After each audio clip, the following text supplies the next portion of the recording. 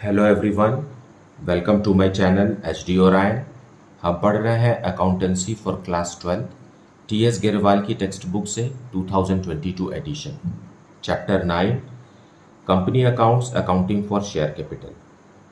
और इस वीडियो में हम पढ़ेंगे maximum permissible discount and minimum reissue price at the time of reissue of forfeited shares and treatment of gain on reissue.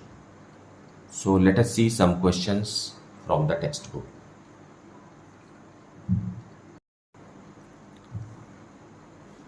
Question number 43. Determine the maximum permissible discount and minimum reissue price that a company can allow at the time of reissue of forfeited shares in the following cases. Fine.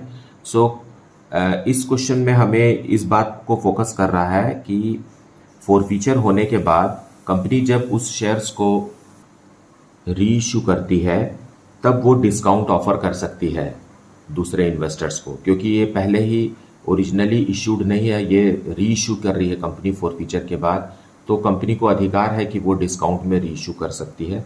तो कितना रुपए तक company discount दे सकती है और उस री issued shares का री इशू प्राइस क्या होगा, यह हमें क्वेश्चन में निकालना है।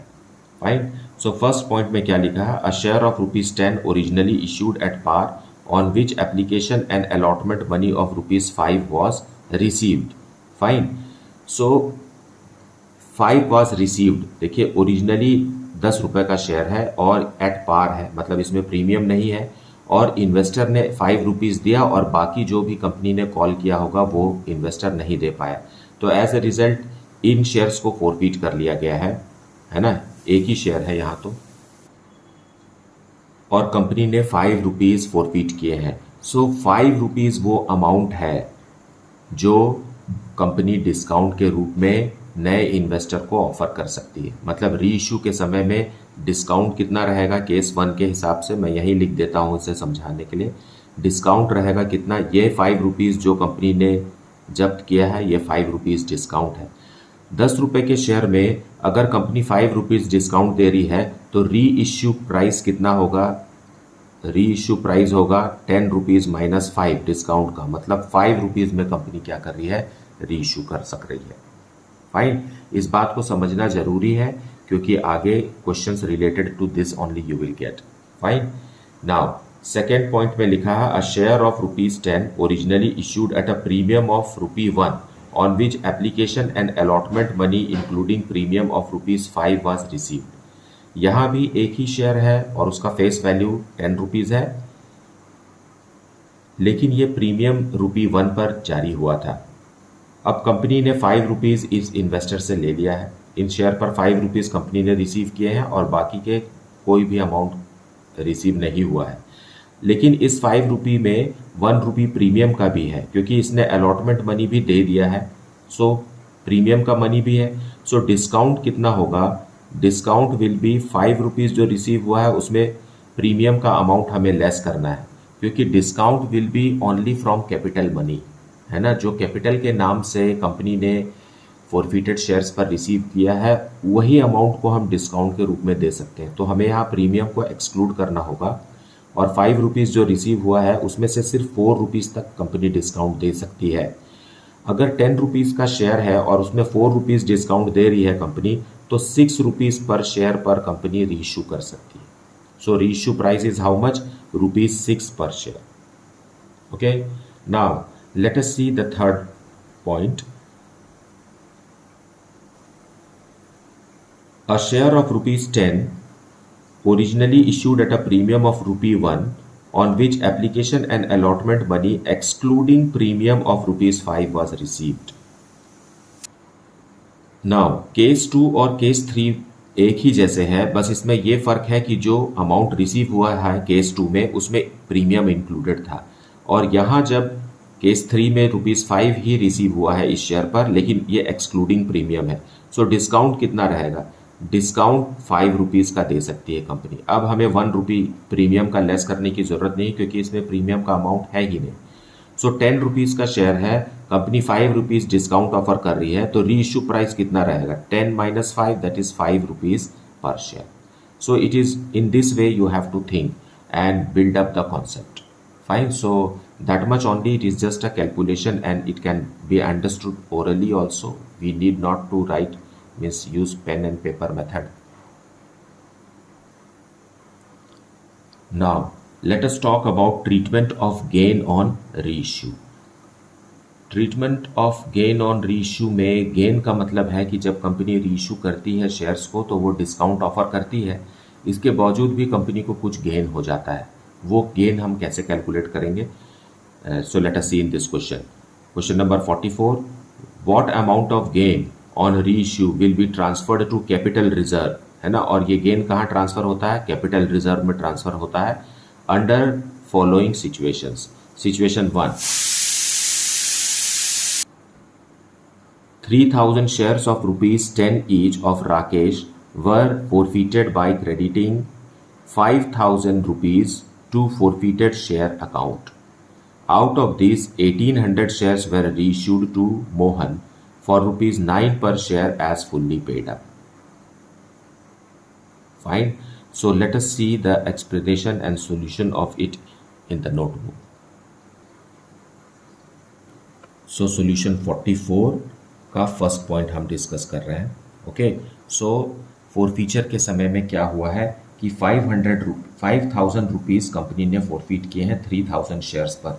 ये इसे हम कैसे समझ रहे हैं कि इसका हम जर्नल एंट्री अगर हम देखें तो क्या आएगा?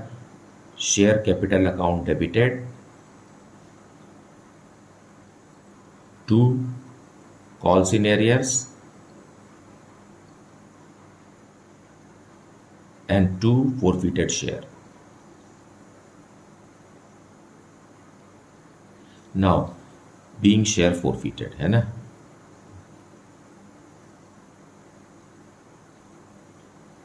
इसमें 3,000 रुपीज दिया हुआ है, not 3,000 rupees, it is 5,000 rupees, है ना, sorry, it is 5,000 rupees. So being 3,000 shares forfeited. Fine. 3,000 share forfeit किए हैं और फोरफीटेड अमाउंट है कितना? 5,000 rupees is the forfeited amount. अब हमें बताना है कि out of this 5,000 forfeited amount company को रीइश्यू के समय कितना गेन होगा. फोरफीट तो कंपनी ने किया है 3,000 शेयर्स और 5,000 रुपीज रिसीव हुआ है, लेकिन रीइश्यू कितना कर रही है company? Reissued shares is equal to how much? 1,800 shares. Fine. 3,000 shares पर 5,000 रुपीज फोरफीट हुआ है, तो 1,800 शेयर्स पर कितना होगा यह हमें कैलकुलेट करना होगा. So forfeited amount on 1,800 shares is equal to 5,000 divided by 3,000 multiplied by 1,800 and it is rupees 3,000. So 3,000 rupees 1,800 shares पर 3,000 रुपीज बनता है. 3,000 शेयर्स पर फोरफीटेड अमाउंट 5,000 है, लेकिन 1,800 शेयर्स के लिए फोरफीटेड अमाउंट कितना है? 3,000 रुपीज. और डिस्काउंट ऑन री इश्यू कितना है? डिस्काउंट ऑन री इश्यू ऑफ शेयर्स, देखिए 10 रुपीज का हर शेयर है और उसे कंपनी री इश्यू कर रही है 9 rupees as fully paid up. Fully paid up का मतलब अब पूरा का पूरा आपने 10 रुपीज दे दिया है, ये मान रही है कंपनी, लेकिन ले कितना रही है? 9 रुपीज ले रही है. फेस वैल्यू कितना है? 10 रुपीज, मतलब डिस्काउंट जो है वो 1 रुपी पर शेयर है. फाइन. सो 1 रुपी पर शेयर है डिस्काउंट री इश्यू के समय में, और 1,800 शेयर्स री इश्यू हो रहे हैं. So discount on reissue कितना हो गया? 1,800 shares multiplied by 1 rupee discount. So 3,000 में से 1,800 कंपनी ने डिस्काउंट दे दिया. अब बाकी जो 1,200 रुपीज बच गया है ना, इससे और इसे आप कंपेयर कीजिए. 3,000 रुपीज 1,800 शेयर्स पर बनता था, उसमें से डिस्काउंट दे दिया गया है 1,800 का, तो जो बचा हुआ अमाउंट है यही गेन है, gain on reissue, and it will be transferred to capital reserve. So this is our answer. Now let us see the second case of the question. Z Limited forfeited 20 shares of rupees 100 each, rupees 60 called up, issued at par to Shiv on which he paid rupees 20 per share. देखिए called up capital कितना है 60 rupees, लेकिन payment कितने का मिला है सिर्फ 20 का, मतलब कॉल्स इन एरियर्स 40 रुपीज़ पर शेयर है. Out of these, 15 shares were reissued to Rajesh as rupees 60 paid up for rupees 45 per share. Now, in 20 shares जो कंपनी ने फोरफीट किए उसमें से 15 शेयर्स ही कंपनी रीइश्यू कर रही है और वो भी 45 रुपीज़ ले करके शेयर होल्डर को बोल रही है कि आपने 60 रुपीज़ पेड अप कर दिया है, मतलब 15 रुपीज़ डिस्काउंट है पर share. Fine. So let us find out कि what is the gain on this reissue of shares. So question number 44 second case. यहाँ पर कंपनी 20 शेयर्स फोरफीट कर रही है 100 रुपीज़ वाले, लेकिन कॉल्ड अप कितना है 60 रुपीज़. सो 20 शेयर्स पर 60 रुपीज़ के हिसाब से शेयर कैपिटल अकाउंट क्लोज हो जाएगा और ये है 1200 रुपीज़. फाइन. यहाँ क्वेश्चन में लिखा हुआ है कि Shiv the holder of the share उसने 20 रुपीज़ ही दिया है, तो फोरफीटेड अमाउंट में 20 रुपीज़ आएगा. 20 शेयर्स पर 20 रुपीज़ पर शेयर मतलब कितना हो गया 400 रुपीज़ इसने दिया है, मतलब 800 रुपीज़ का कॉल्स इन एरियर्स रहा होगा, है ना. कंपनी ने एक्सपेक्ट किया था कि Shiv the share holder will pay us 1200 rupees at the rate of rupees 60 per share on 20 shares, लेकिन इन्वेस्टर ने सिर्फ 20 रुपीज़ पर शेयर दिया अपने 20 शेयर्स पर, मतलब 400 रुपीज़ कंपनी ने फोरफीट कर लिए हैं. अब कंपनी रीइश्यू कर रही है, इसमें से कितने 15 शेयर्स रीइश्यू कर रही है. Fine. So on 20 shares rupees 400 forfeit हुआ है, तो 15 शेयर्स पर कितना होगा, क्योंकि कंपनी जो रीइश्यू कर रही है उसी पर गेन कैलकुलेट करना है. Out of 20 forfeited shares 15 shares are reissued. So हम यहाँ कैलकुलेट कर सकते हैं 400 into 15 divided by 20. So the amount is rupees 300. ठीक है. या तो आप इस तरीके से कैलकुलेट कीजिए, या तो फिर आप देखिए 20 शेयर्स है, 20 रुपीज़ फोरफीट हुआ है, 20 रुपीज़ पर शेयर को 15 से मल्टीप्लाई करेंगे तो भी हमारे को 300 रुपीज़ मिलेगा. सो 300 रुपीज़ तक कंपनी डिस्काउंट दे सकती है ना. इन 15 शेयर्स पर 300 रुपीज़ तक कंपनी डिस्काउंट दे सकती है और कंपनी ने डिस्काउंट दिया भी है. So forfeited amount on 15 shares is how much, rupees 300. Now discount on reissue of 15 shares कैसे पता चलेगा. क्वेश्चन में लिखा है कि 60 रुपीज़ दे दिया है ऐसा कंपनी ने माना है और 45 रुपीज़ ही इन्वेस्टर से लिया है ना. 45 रुपीज़ इन्वेस्टर से ले करके कंपनी कह रही है कि आपने 60 रुपीज़ दे दिया है, मतलब डिस्काउंट है. इन दोनों के जो बीच का डिफरेंस है वो क्या है, डिस्काउंट है. और ऐसे कितने शेयर्स हैं जो कंपनी रीइश्यू कर रही है, क्योंकि हम पूरे 15 शेयर्स के बारे में बात कर रहे हैं, इसलिए हम डिस्काउंट पर शेयर को 15 शेयर से मल्टीप्लाई करेंगे और ये आ जाएगा rupees 225. Fine. So company 300 rupees तक ही डिस्काउंट दे सकती थी क्योंकि इतना ही अमाउंट फोरफीट हुआ है. So maximum discount possible on 15 shares is how much, rupees 300. Out of this rupees 300 company has offered only 225 rupees discount. So the remaining money rupees 75 is gain on reissue of 15 shares.